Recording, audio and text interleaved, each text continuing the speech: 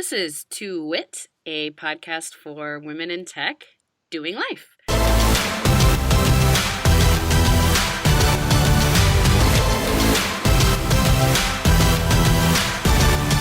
I'm Christy Guzman.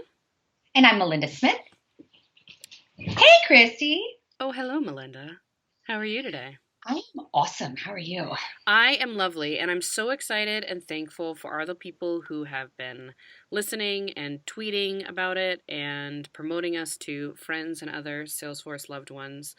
It's great to know that someone wants to listen to us that's not just us and or my family that I'm forcing to listen to me. So yeah, like your husband that said, I think your pairing is interesting. And I said, I choose to take that as a compliment, sir. I love it. And I'm so flattered when anybody retweets or when someone says, I'm listening. I think we're a ball of laughs, but, I also live in rose-colored glasses land sometimes. It did bring up a few questions. So, and to be fair, like my dad brought up a few questions. So if you're listening again, hi, Dad. But great questions because, to be fair, he does understand what I do more than most dads probably might. But he made a great point about clarifying that this isn't just for women in tech. So, of course, we've had some great male supporters as well. But we are women in tech, right? And we started with the idea of, we like each other. We like to talk. We are women in tech, even though I don't think either of us kind of started from a place that we thought we'd be women in tech. And so the name of the show, by the way, if you're curious, because I don't think we talked about it, is based on to wit as a phrase of TO instead of to the number, which as defined is that is to say, which technically sounds like legally jargon, and the example on the internet that I found is annoying and I don't want to use it. But that's kind of what we thought about, and we are to wit talking about things in life, but that's definitely, not the only market that I guess we hope to talk to people about. So I like the version of to wit as in meaning with that being said, or blah, blah, blah, to it. So, yeah, kind of not like flippant, but you can almost put in like a little poignant to be said with that being said. Exactly. Very light. Yes. So, or two half-wits, as your father said. Well, which I loved. Yeah. So, he was like, is it 2.5? 2 what? What's a wit? I also think that one thing we're hoping to do is get some allies involved, and maybe like every 10th episode is kind of a special episode. Not that it has to be special to have men involved, but we definitely can dig in the future into how men can work with women in the office environment, in tech, kind of how obviously women know we're great, right? And we can all get in a room and talk about our struggles, but that nothing's going to change if it's just us, right? So having allies is key. And we've had some, both of us have been to some great sessions at Dreamforce and other times talking about these kind of topics. So thank you for the lovely gentlemen that have been listening. And if you I love our allies. That's right. It's important. I used to work for a huge, huge ally, and it's so nice and refreshing to have someone see it. You don't always have to be on it doesn't have to be the topic of conversation every 5 minutes, but it's nice to know to be amplified, like we talked about at the WIT panel the Monday night, amplifying. It's nice to have a gentleman amplify you instead of just another woman too. Exactly. So that's where we're at. That's who we are. We love whoever's listening. I don't know who you are. I probably do, actually. You're probably my friend. But thank you very much to everybody who's been loving on us. And if you have any other ideas or questions or things you want to talk about, then let us know. Tweet us at 2wit Podcast. TWO. Yes. Now, is this the tune? Dun, dun, dun, dun, dun, dun, dun, dun. That's probably like trademarked. We might have to... Oh, but am I right though? Is that the Newlywed Game? I don't know. I more think of the Newlywed Game as the game you see on cruise ships. Like I haven't actually watched the show The Newlywed Game in a hot minute, but That's a wonderful segue. Then I'm just completely interrupting. Well, I don't even know how long we'll do this. Probably for another episode or two. But this week's Newlywed Game question is, if a movie was made about your life and it had a title song, what would it be, or genre would it be? I think mine would be an Incubus song. I don't know which one specific, or maybe Third Eye Blind. I feel like those are pretty foundational. A lot of the lyrics I think of, like whatever tomorrow brings, I'll be there, or to see you when I wake up is a threefold utopian dream. Those are both like two of my go-to like mental lyrics. So I think some kind of Incubus song, maybe a popular one, or maybe one more unique one. I'm not sure. Or a little Semi-Charmed Life. Except for that one's about meth, so. Way to kill my dreams. I'm just saying, if you're going to have a maybe biopic. My life story is about meth, okay? Just kidding, Dad. I promise I'm kidding. Yeah. I think I would probably have to go with the Prince song because Obvi. As one does. And then I like Baby I'm a Star. I mean, he says, might not know it now, baby, but I are, because why not? That's how we speak. But I also envision that it's very at the end of the movie and very like the end of Breakfast Club where I'm doing the like jump up, punch the air, damn, and it freezes. Like, yeah, that's how I picture my movie as a very 80s based John Hughes movie ending in Prince. Okay. I can get behind that. Nice. I like that we both like, I feel like if you ask me my favorite, that's a band I've seen most in concert, Incubus, you know, even though it's been a minute, obviously, but I feel like it still holds up. Even though it's been however long it's been since I've been out of college. We'll just please keep continuing. Right. Let's not do that, Math. Mm-hmm. You know, one other thing that some friends that I've talked to about doing the podcast and just in general as I move to beating MVP, getting a new job, working at Map Anything, and meeting new people, it's that, like, what do you do question. So I was curious how you respond to that in terms of how you explain Salesforce to people. I've also had a lot of this with Southeast Dreamin', trying to explain, like, the fact that we optionally get together to talk about Salesforce stuff. And so I was just curious if you had a... It will depend on my audience, for sure. If it is like a passerby conversation, oh, what do you do? And they don't seem super engaged in going into it, I just say I work in tech. Just kind of, it's very blanketed. But anybody that seems genuinely interested, and especially if they don't know what Salesforce is, it does take a little bit of a moment to explain it because the sales part is a little bit throwing. So if someone's paying attention and they're really interested, I will explain that I help set up Salesforce for people, that it is an all-encompassing system that can be for your customers, for your call centers, and also it really depends on the audience and how much information I give, but I like you love it so much that I'll totally geek out and give you every information you want in like 2 seconds. But when their eyes glaze over, I realize I've gone too far.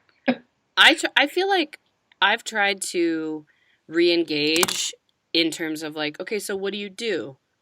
Oh, you work in real estate. So Salesforce is a tool that would allow you to take in leads of people who are interested in buying a home and process those into an account, which may be somebody interested in multiple homes, and tracking those and tracking which ones close so you can see how long those processes take and then report on what, commissions are due and auto-calculate some of those things. So I try and tie it into like something that they're doing. Sure. I feel like my other default is like Excel, and I don't know why. I mean, I guess that's Microsoft, things are kind of universal. When I'm trying to explain Southeast Dreamin' to people, I kind of say like, imagine like everyone who likes Excel wants to get together and talk about it. You don't work for Microsoft. Like, I'm trying to explain this to my tax guy, right, as to how I'm trying to do this to manage this event. And it's like, imagine there's tax people that use tax software and love it so much they want to get together. But it really is a really unique thing, I think, and the fact that we do have this Ohana family, and how support, like you and I were quote unquote friends before we had ever met, right? So 100%. And even now have only met less than like 10 times in life. So just how interesting the whole community is can be sort of tough to explain, but I feel like the nuts and bolts of what my job is, I try to relate so people have a point of reference if they're not nerdy. Well, and to kind of segue into community, I am in a group DM on Twitter all day, every day with the GIF squad, obviously. And the cool thing about it is, yes, we chat, and yes, we send a ton of GIFs or GIFs, whichever you prefer. But we actually do like real-time problems. Like, hey, I'm having a problem with this dupe matching or this process builder, which I love. And Stu brought up the other day a question along the lines of, what does Ohana mean to you? And do you know of anywhere else that it's like this? Like, have you ever worked in another ecosystem where the community love and support is so intense? And I don't think any of us have. I worked for a coffee and smoothie company, a Hawaiian coffee and smoothie company for many years. So we used Aloha and Ohana because it was the brand. Mm-hmm. But I don't think I've ever worked in a situation where I want to, like you said, I want to talk about it after work. I want to go and do things that involve talking about it some more. Hoard stickers. Yeah. Take stickers everywhere. I get super excited about stickers. Buttons. Yeah, right. So the community is a big deal. And then at the Orange County user group, yesterday I presented and sponsored, which was so freaking cool. Shout out to New Age Experts. We love sponsors for user groups. It was fun. It was a totally different position to be in. And then we talked about Dreamforce recap, but a couple of the ladies came up afterwards, specifically asking about the WIT user group. And a couple of them that had gone to Dreamforce were like, how do I get more involved? How do I get more involved in the community? Because I had said in my presentation that a lot of what I took away and why this was my favorite Dreamforce was all the community involvement, all of the breakfasts and the get-togethers, and feeling like I was at a huge party with all my friends. Yep. So my first answer is typically Twitter. I learned that 2 Dreamforces ago that this is how the community talks. And so I made a conscious effort to get more involved. But if some person comes up to you and says, how do I get more involved in the Salesforce community? What do you say besides joining a success community group and Twitter? Like, what do you say to them? I think the key thing is finding out what's natural to you so that it remains authentic. For example, for Steve Mo, it was answering questions and helping people because he had knowledge that he could share. So he's the answer to a bazillion questions, right? For me, I am not that guy. And so to me, there's not one path, right? There are people on Twitter. Maybe that means looking at the Ask Force hashtag and trying to help people. Maybe it's gathering resources to learn who to connect people with. So not even having all the answers. So I think it's, for me, I was a Girl Scout. I was a meetup coordinator. So planning something like Southeast Dreamin', I studied hospitality management. Like, that's right in my wheelhouse. So it's easy for me to make time and prioritize and tackle that because that's the way that I can give back that's natural to me. Whereas if I had to try and maintain actively, like, the success community for me is hard. I was in meetings for half of my day today over that, and I can't even get some of the stuff for work done I need, let alone be the first one to answer questions. So I think for me, it's finding the way that you want to engage and finding the right channel to do that. I think that's perfect. I love that. I love pick what's good to you. I love bringing people together. Like hey, have you met so-and-so? They need this thing. Like, I love being a life concierge, essentially. But yeah, that's a perfect thing to tell people. Like, And I think go that with what's good for you. that plays into the user group piece, right? So, people who like bringing people together and having that conversation, I think that plays well into user groups. Maybe there is already a user group where you are. So maybe you stop and think about a topic you're really good at. Like, a lot of people are not comfortable presenting in front of people, and a lot of people who do present shouldn't, right? So if that's if that's a skill that you have in terms of breaking things down, how can you do that? Can you do webinars? Can you record things and post them somewhere? The automation hour that's only happened twice now, those are three people that got together because they've all been blogging for years about automation tools, and it was the natural extension of how they can grow. And that's because they're invested in it. They do it. That's their thing they picked, right? So that means that now I know them. So when I have a process question, I have those three people plus other people that I know that I can ask those questions to. So maybe that's it. Maybe you topic focus and that's your strength based on what you do in your day to day job. So I think it's just about thinking about what time you have to give and how you, if speaking in front of people is your strength, great. Let's volunteer to speak at user groups, submit to speak at Dreaming events and Dreamforce and Yes. world tours and all of that. If, Collaboration Nation is your wheelhouse, then start introducing yourself to people and ask them what their strengths are and start a list. Or, I don't think that blog or podcast or answers community or developer community, any of those are the quote unquote right answer. I think it's about how you can give. And again, you and I are both such social people that I think user group leadership is like a no brainer.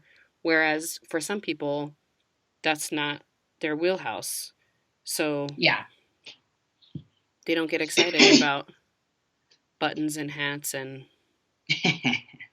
my first or second Dreamforce. Well, the second one, I didn't even take the backpack. So I was like, well, I don't need that. But I believe the first and second one was like, I don't need the tchotchke stuff. Like, whatever. But it was, just a hop, skip, and a jump from like more swag. Give me all the hoodies. It's just not your average community. We've talked about it before. I just have never been in a situation where pretty much strangers are somehow invested in my success or want to help. And it's bananas and it's amazing. And I'll stay forever because of it. Yeah, and I think I love when people reach out to me and tell me they're interested in finding a new position, and A, are comfortable enough to tell me that, but B, that then I have things I might be able to recommend to them. I get emails on LinkedIn of things I can't do or things I've heard about locally that I'm happy to pass along. And just that there's no competition to me from that. No. Like, it's not a threatening thing. To me, it's a building each other up thing. And I'm so excited that people want to be a part of that. So more, more, more, Yeah. more. More MOAR hashtag. I like literally can't spell that right anymore. It's just like so more. MOAR. So do you want to tell our lovely listeners who our amazing second guest ever on the podcast is today? I will. Her name is Amy Oplinger. I do believe she is part of the GIF Squad. Yes. Slash the queen of the GIF Squad. And the queen of Twitter. I was giving her a hard time last night because we were tweeting about, I don't know, whatever. And literally in the same thread, like the comment before mine, I had like 3 likes and then she had like 6. And I was like, this is the same thread. So I sent out a tweet. I was like, just sitting over here trying to get as many likes as, Salesforce Amy. Right?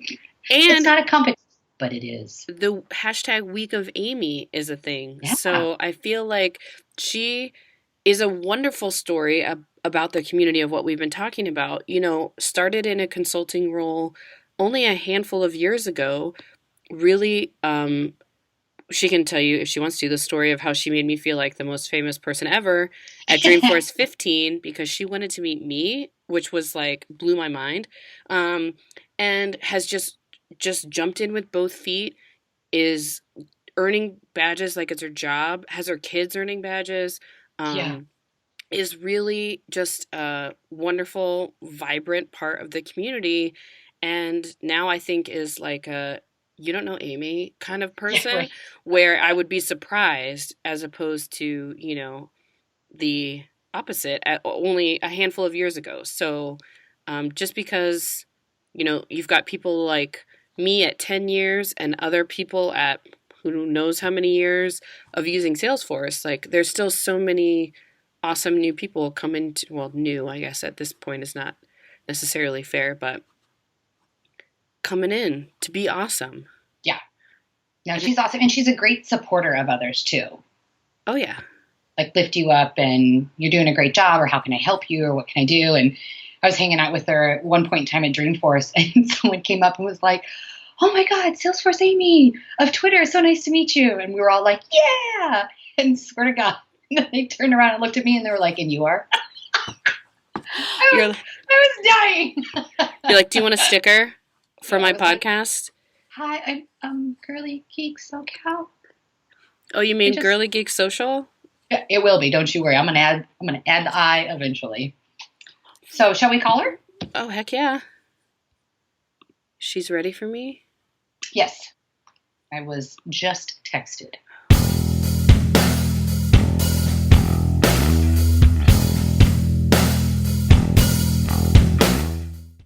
Hi, Amy. Hi, Christy. Thanks so much for joining us. Thank you so much for having me, Christy and Melinda, the two wit podcasters. You weren't Software even as a lifestyle soulmate. You weren't even listening in while we were introing you and talking you up, so you'll just have to wait and see all the fabulous things that we said about you. Okay, secrets. You're the glue. You are our second guest ever on the podcast. Yay! Welcome. Rumor has it you have a new job. I do. I started a little over a month ago with Coastal Cloud. They're a gold Salesforce consulting partner. Ooh. They are, I know, right? They're out of Palm Coast, Florida. Live at the beach, work in the cloud is their tagline. Out. I love it. I know, right? So everybody there has been really awesome. I work with some really great team members, including Imperial Stout himself, Brad Grove. Ooh. Right. We only speak in handles here. I just dropped that name. Pick it up, right? So, so I really like it. It's really good. I've got 2 projects that I'm working on with nice, sparkling new Salesforce instances. So it's very exciting.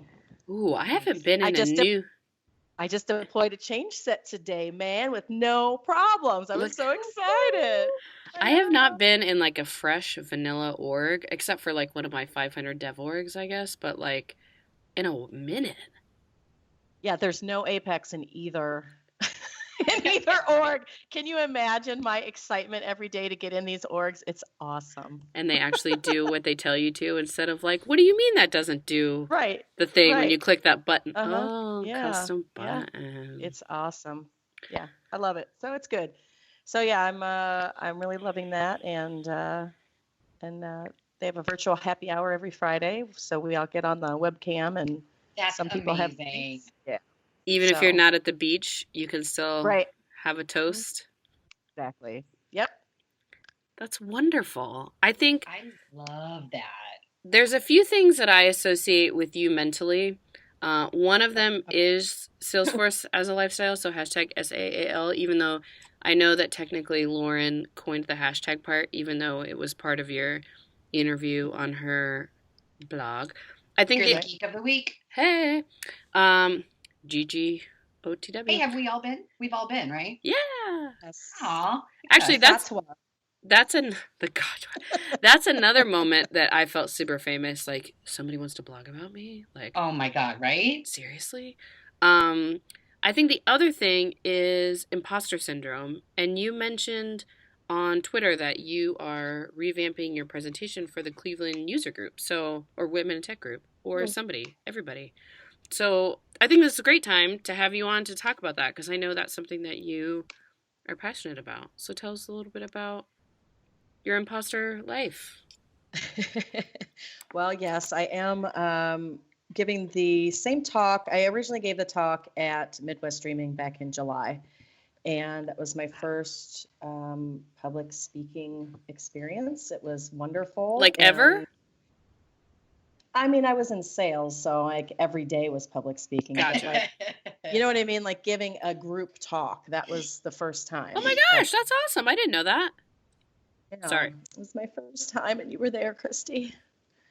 So it was really well received. I was extremely nervous, which, goes into the imposter syndrome. I was convinced that there would be 0 people in the audience, that nobody would care to come listen to my talk.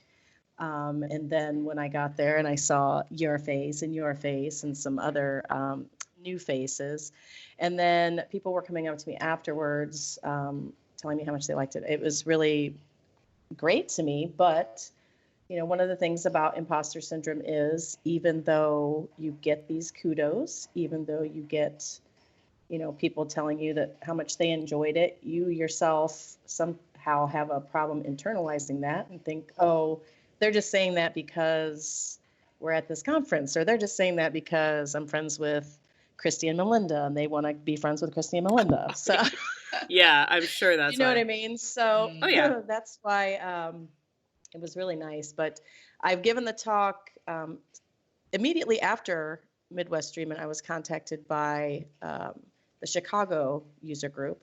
So I gave the talk virtually there, maybe 2 or 3 weeks after Midwest Streaming. So that was nice. And then the Cleveland user group asked me, the main user group, I'm the Women in Tech group leader, but the main group said, hey, do you want to present that for us? So that's what I'm going to do tomorrow for the Cleveland user group. So I'm pretty excited because it's a pretty large group. So I think, can I just tell you that I am suffering massive imposter syndrome today? Like bad. And I'm so glad we're talking about this. Maybe we can use this as a group sesh. My job makes me feel in the following ways. So I have, as you both know, the new consultant role, and between training and Dreamforce, I have really gotten ramped up this week. And I'm rolling nearly solo on 2 implementations. One's medical and one is an actually bigger enterprise. We usually do small to mid, but it's a friend of the owner. And I am like freaking out, looking at my notes, like, I don't know what I'm doing. Oh my God, they're going to realize they hired a fool. Holy crap. I got so stalled out this afternoon that I had to lay down for 15 minutes because I like wound myself so sideways. And for me, talking to you guys about it and making a list, I use TaskRay, so shout out to Bracket Labs, making a little task list of what I need to do. But I start having this panic, like, I don't know what I'm doing. And I do know, but I feel like you just set me free on this whole instance. Like, and I can do this, but like, wow, either they have a lot of confidence in me, or did I misrepresent myself? I've never been a consultant. So I'm freaked out that I'm going to blow it on these projects. Well, and it's funny because I was about to be like, let's put a pin in it and just recap real quick, like the definition of imposter syndrome. But I sort of feel like you did that in terms of, and I don't know, Amy, if you have like an official quote unquote definition of like what, because again, it's not just a women's issue. I think we first think of it as a women's issue, but in general, how would you define it? Well, Christy, I would say in general, it's just a feeling of that you're not good enough, that you are fooling everybody into them thinking you're something that you're not. Okay. Or your success is luck. Yeah, that too. That comes into play for it. Like any success that you have, you're just there because you got lucky, or you knew somebody, or you've got them so fooled into thinking you're this expert. And when it comes down to it, you're not really. And it's really not about them. You're projecting all that onto them. It's you and your insecurities and your inability to internalize successes, your inability to take other people at face value, that when somebody gives you a compliment, they might just mean it. They might just, actually mean, hey, what? I was really helped by what you said to me today, Amy. Instead of Amy going, oh God, they're completely wrong. I didn't help anybody. That's me. That's not that person. So you're failing to internalize these external kudos and failing to realize your successes in life. Okay.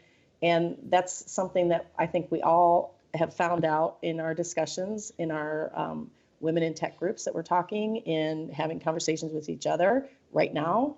We're talking like, oh my God, I had to do this change set today, and it's been a while since I've done a change set, and I was freaking out that I was going to screw it up.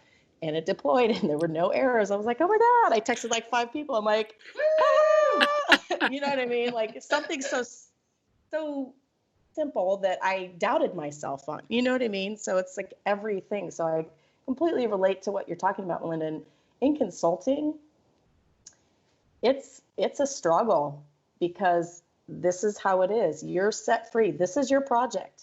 Yeah.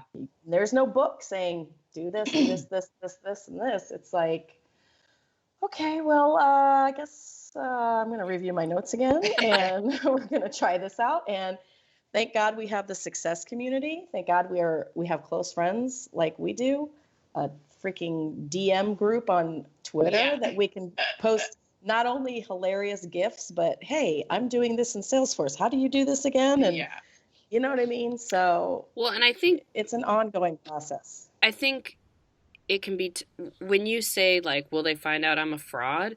I think it's important to remember you got hired for you. I mean, you may have been referred by someone, but you at least said the right things and at least project that you know what you're talking about. But I also think it's important to keep in mind, like, it's okay to not know what you're talking about a little bit. I mean, obviously as a consultant, you don't want to be like, I have no fucking no clue, but certainly not in front of the client, right? But I don't. A long time since I've been customer facing, so like I don't want to let my new company down. I don't want to let the client down, and I'm a big. I mean, I'd be lying if I said I wasn't a big people pleaser. I like to make people happy, and I do know what I'm doing. I just am like, wow, you just handed me this and said, here you go, and I didn't oversell myself. Like when I wasn't full of shit when I told them what I could and couldn't do, but still you have that moment of, you just gave this, these people rely on me to get their referrals and their doctors and physicians in. And I was like, what? But it is one of those, like, there's so much to Salesforce. You can't possibly know everything. So let's say I haven't built a junction object in forever. Give me 2 seconds. And I'm like, oh, that's right. It does come back to you, but if you get in your own head, holy cannoli, I'm telling you, I am, I'm a terrible listener sometimes.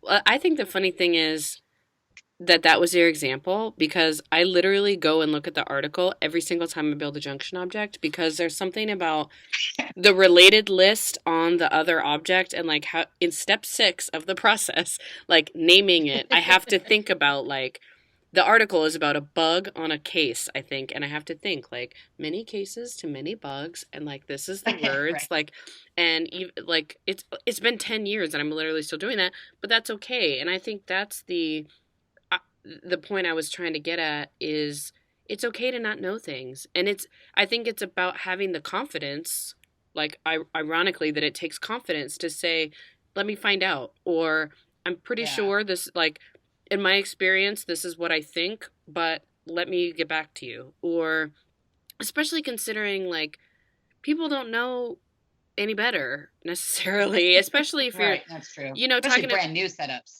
Right. Not that you want to lie. Like, I'm not saying like, yeah, sure, it does that, but like, I don't think it's worth saying, let me find out the best way to do that.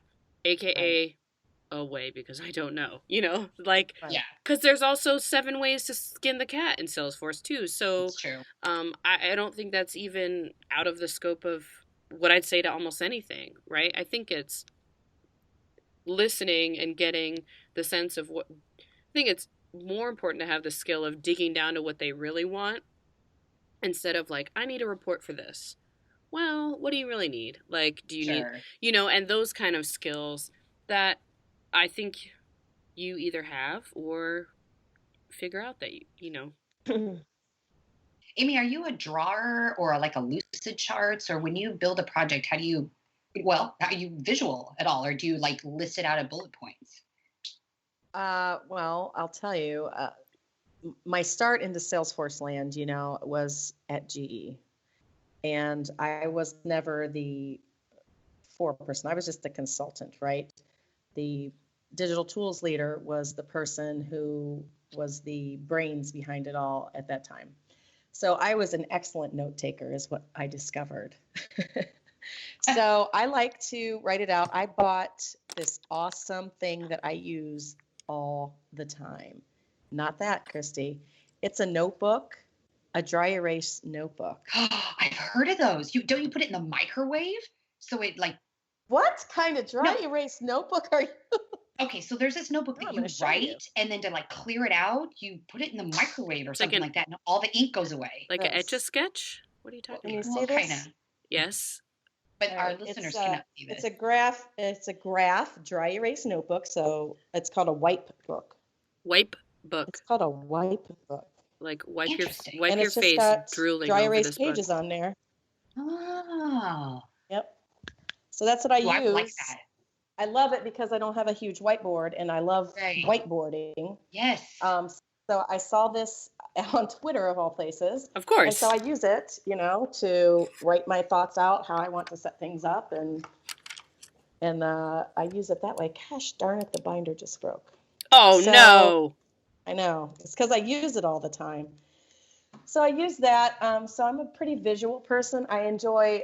Me too. Somebody can't tell me this. I have to draw it out. And I've seen Christy's whiteboard before on something where she had all kinds of if this, then that, and some sort of decision tree and things like that. I don't remember where I saw that. You must have tweeted it. Probably. We can write on the walls here. So, which is pretty cool, because even today we were talking and, you're kind of talking, and then somebody just got up and started writing, and it's like, oh yeah, we do need this connects to that. So I did have a whiteboard in our temp space, but now we have idea paint and we can write on the walls.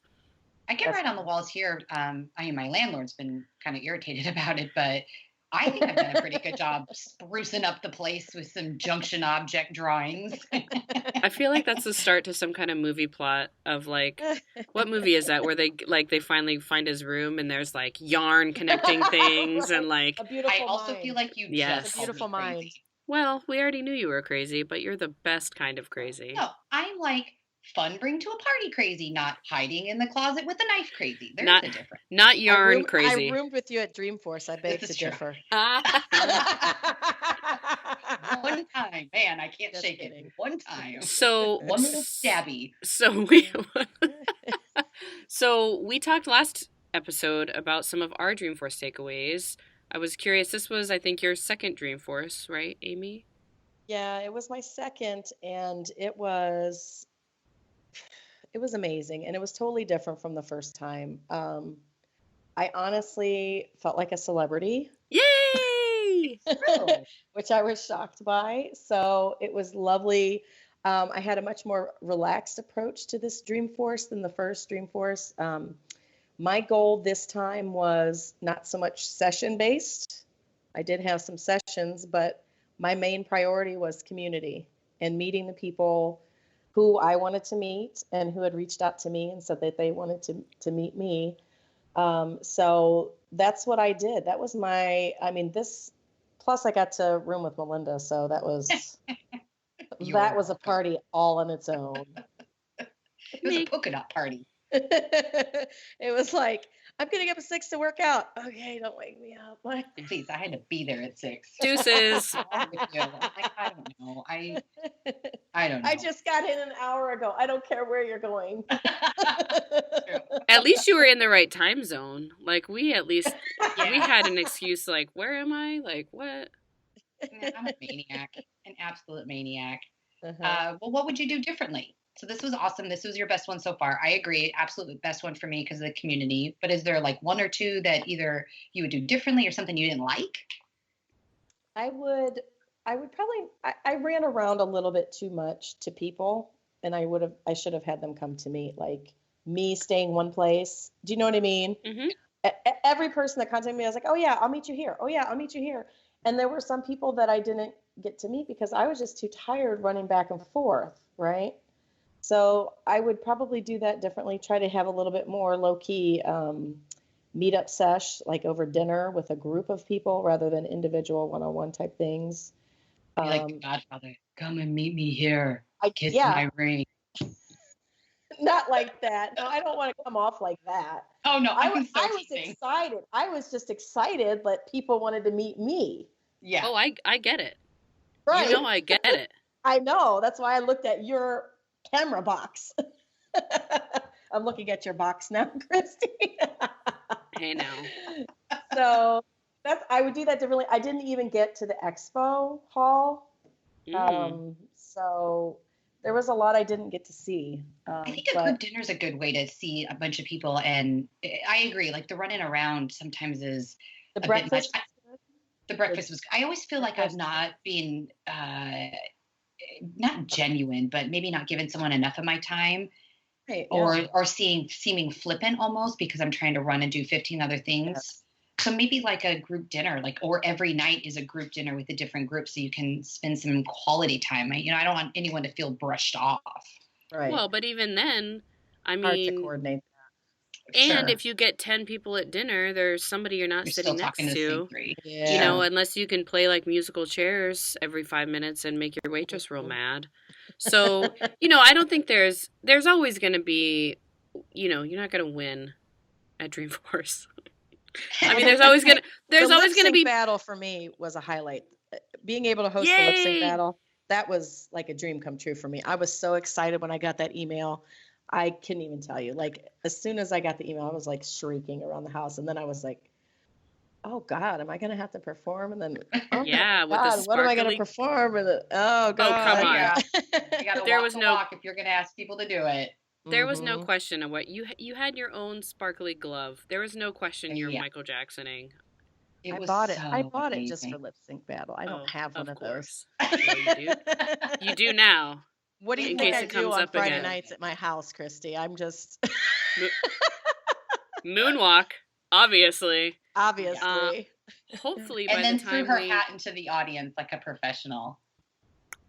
Hopefully, by the time I've been doing that since I was 12 years old. It wasn't nothing to me. Oh my God, I love it so much. We can even link to the video. Hopefully, by the time we get this out, we'll have, I think, the video that we were able to shoot so people can see here. From such a flattering angle down below. Wow. I can't wait to see that. Listen, it's great. Stop getting in your own way. So, Christy, I'm hoping that Lip Sync Battle will return next year. Might you put your hat in the ring to perform? Yep.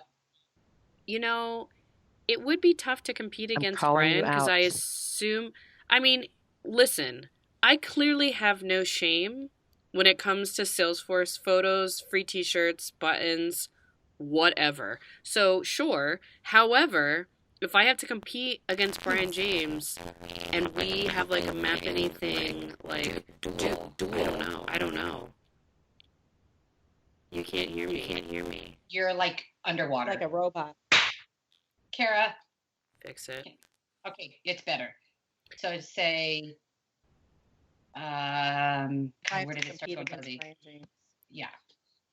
Clearly, I have no shame when it comes to Salesforce and doing silly things for free t-shirts or buttons or hugs. But I'm game. Sure. I'll have to compete. I'm assuming Brian will be there to reclaim his title. So how amazing was he? Yeah. He did great. I loved it. Yeah. I mean, if you can sing the Pokemon song. Oh no, the whip and the nene did it for me. As soon as I saw that, I was like, what? Because you don't awesome. Look at him and think whip and nene, but mm-hmm. He brought it. He's just full of surprises, that Brian James. So before we move into our favorite segment of things to ask our guests, I want to make sure from an imposter syndrome perspective, you share your trick that you have of the list, because I think that's a great takeaway for those who haven't been able to see you give the presentation of kind of a way to, we've talked about what it is and kind of how we struggle with it, and the struggle is real, but kind of what your tip is for attempting to overcome the mental gremlin. Sure. So one of the, there's some ways that you can kind of cope with imposter syndrome, one of which, talking to your community, talking to somebody about it, acknowledging that you have the feelings, and then talking to people. I have the Salesforce community and some great friends that are very supportive and that I talk to probably more than a normal person should, but it keeps me sane. So the other thing is important as well is to really keep your mind focused on facts. If you keep any sort of kudo box or anything like that, or a list of things that you did well. Today, I delighted the client because I was able to upload this 50,000 contacts into their org. It sounds like mundane, what you do as a Salesforce admin every day, but maybe 6 months ago you didn't know how to do that, and now you can look at it and say, hey, this is how far I've grown. So I like to keep these little kind of accomplishments on a list. I have a little bulletin board of thank you cards from various people in the community that have sent me. I'm looking at you again, Christy Guzman. Mm-hmm. She's good at that. So when I start to get in my head a little bit, I look at these things, and it helps me stay focused on the facts and not kind of go down the rabbit hole of woe is me and I can't do this. At Midwest Dreamin', Stuart, our buddy Stuart, Salesforce Stu, we all love him. He literally made me cry, and I think he made some other people tear up when he shared his story. I'm going to cry just talking about it right now. He keeps a kudos file where he files all his little emails and things like that, where he can go back and reassure himself.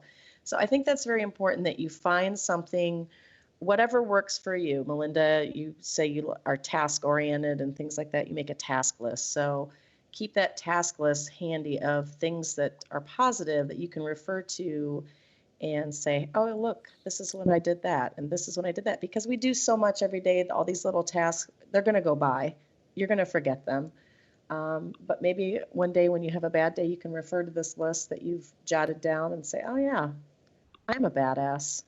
And I whine to you guys. I literally call you for validation. I don't care. Yes, I should look inside myself. I look inside. Whatever. I call my friends and I'm like, I'm here as a validation rule. Tell me how I'm great. Hashtag. Yeah, right. Help me, make me feel better. Thank you very much for sharing. So we like to ask our guests, since you're the second one, right now it's soon becoming a habit.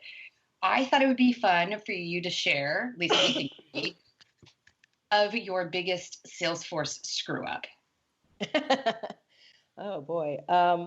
Well, when I was a new admin, I was in sales for a long time, and I used Salesforce as an end user. Then when I got switched out and saw the back end and started helping this company implement their Salesforce and design solutions, I was coming at it from a salesperson's perspective. And so one of my bright ideas was, it takes a really long time to put this account information in here. Let's just enable this handy dandy quick create. So yeah, that ended out, as you all are probably snickering, bit me in the butt quite hard. So the quick create, the devilish quick create, was my worst Salesforce screw up. I mean, it does sound like a good idea. It does. It sounds like a wonderful idea from a salesperson's perspective, because all I have to do is and I'm done, and I'm on to the next one, and I don't have to enter any more information into this quote unquote stupid database that my boss is making me put everything in. You know what I mean? That's the salesperson's mind. So let's, then you switch to the admin hat, and you're like, oh my God, there's 5 million ABC companies. Awesome. Exactly. Oh, you mean there's a new admin? Tell them the problem with quick create. Me? You? Who? Amy. Duplicates. Thank you. Duplicates. That's the problem, because as a salesperson, I was typically lazy, and as much as you tell them, search first before you enter a new record. Yeah, I mean, like, I'm why on the would we road, I make don't care. why would we make required fields? You don't really need to know that stuff, right? I do what I want. Or putting Z in every required field. I had somebody do that. NA. Yeah. Yeah. I like leads that have Mr. and NA for everything else. It's not a lead. It's not a lead, let alone a hot lead, sir. Ames, thank you very much for sharing with us and coming on the podcast. Yay! You're part Thank of you a for having me. thus far exclusive group of Call two. me Elmer, because I'm the glue. Yeah! I love it. I'm so excited. I'm so proud of you two ladies for your podcast. It's one of the more entertaining. I love the sound of both of your voices. If you could figure out how to make a podcast with your faces, that would be even better. Maybe someone suggested YouTubing this and putting it out, and I was like, that's a lot of us. It's like a lot. I mean, your point is what? To be fair, our producer is a videographer, so I mean, it'll probably happen, but yeah. I would literally watch your podcast of nothing but Snapchat filters. I'm very easily entertained. Let's let the dust settle of the video going out of my lip sync, and then we'll discuss later. The bar is low, so. Ames. Thank you. Thank you, guys.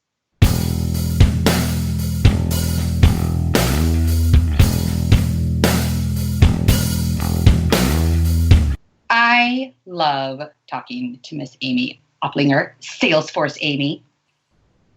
Hashtag Week of Amy. Week of Amy. Last week was Week of Stu. So I don't know if we're just going to go around in the group. In the gift squad? Yeah. Well, they were really good about getting pictures. And I was kind of good at Dreamforce, but I just got caught up in the moment at times and didn't take as many pictures as I probably should have. To be fair, the picture I posted with Amy, I stole from Amy. So... Well, as long as I guess we're all connected to Amy, we probably have a selfie then, right? Right? You can find us somewhere. So thank you. I've shared everything. Yes. I think the Impostor Syndrome, it can come and go. Even when you switch careers and you kind of start over again. I like the idea. I need to get better. I kind of am like Stu, that I have a personal folder that I try and put nice things about me in, but I think it would be good to keep track a little bit more of, I did do this. And even, I did do what I said I was going to do today. And that is enough. Even if it was, right. Make dinner and pet the dog. Right. Some days that's enough, and that's okay. Even if just that I did what I said I was going to do. For me, that's talk about low bars. That's where my bar is set some days. So thank you so much to Amy. And let's wrap it up today with some super faves. Super faves. So I am two things right now. I've been watching 30 Rock reruns on Netflix, and I flippin' love the humor. Liz Lemon I can't decide if it's just Liz Lemon is my spirit animal or also a combo of Tina Fey, because my husband sometimes says I look like her and then will say how much he thinks she's hot, so it works out really well for me. But they're good on in the background, and they're freaking hilarious. So I'm loving that. And I pulled up some paleo recipes for dinners this week, and they're actually really good. Please share that. Yeah, I will. I have the three I made this week. They're really, really good. I like a cauliflower rice. I always thought was come on now, it's not rice. But with this curry coconut sauce on fresh veggies and chicken was amazing. And then I did taco meat stuffed in baked sweet potatoes with a bunch of fresh veggies. It was freaking awesome. So, so good. Yeah. So those are my super faves. I'll hashtag it or link to it in the show notes. I'm really intrigued by that because we were talking about how I'm interested in doing Whole30, but with the holidays coming up and then Christmas, and then we're actually going to be in Cancun for Christmas because we have no kids, and so we can do fun things like that and avoid everyone. So I don't really have time. Don't have time. So I think I'd like to try and do some paleo to start getting in my head that you can do, Whole30-esque things, even if I can't commit to the whole enchilada. So yeah. Well, we tried it before with like the rough outline of nothing processed and no like starch, and it just went horrible. And I don't know what it was. It just felt really restrictive, and I felt like there was no excitement. And I just happened to be looking online for some new recipes, and my husband and I just started seeing a new trainer at a new gym. Now that he switched his schedule and I'm working from home, and I was like, what should I find? And they're great. Neither of us have felt hungry or like we're missing a starch. So it's awesome. Yeah, I'll totally send them to you. The whole website is really great. You should definitely check out 100 Days of Real Food if you haven't already. That sounds like a commitment. Oh, not that you have to take the whole 100 days, like, don't get me wrong, but they have good. Pinterest Me likes their recipes and has done something about that. Reality, not so much, but yeah. What are you loving right now, my dear? Today I rediscovered my infusion water bottle that was given to me by the lovely people at Aptus. So it's, typical water bottle, which you may have 100 Salesforce water bottles, but it's got a little section that you can put something in that then has holes in it, so it infuses like as you're drinking the water. Like lemon or cucumber. I don't know about you. Do you ever go to the spa or like a fancy hotel and you're like, ooh, fruit water? And it seems like, and a part of me was like, a cucumber is like 50 cents. Like, why am I making this hard? Why? This is not fancy, so strawberry cucumber water is my fave. Ooh, I'll have to add, although it's off season for strawberries, but I just feel like it's the easiest thing and I love it. So I actually kind of cracked the top, so I might need to go get a non-donated to me one, but I'm hoping that it will help me drink more water. So that kind of plays into all the food stuff that I'd like to hypothetically do. I also saw you were going to talk about a TV thing, so I felt like I needed to talk about a TV thing. And I feel like there's two new shows that I'm digging. One is Bull, which is this guy that's a jury evaluator kind of guy, and so it's these different trials, and I just think it's interesting to look at kind of not how you manipulate people, but like the idea of people and how you get to them, and just thinking about that kind of stuff. So, I mean, it's a drama show, but I would more of a comedy, maybe. I don't know. But that's a great one. And then This Is Us is like, I can't even with the feels. I've heard really good things. I think I only watched the first episode, so I need to get back into it. I actually showed my husband the first episode after I had already watched it, and he was literally mad at me because there wasn't a second one to watch. He's like, why did you get me into this new show and then we can't watch multiples?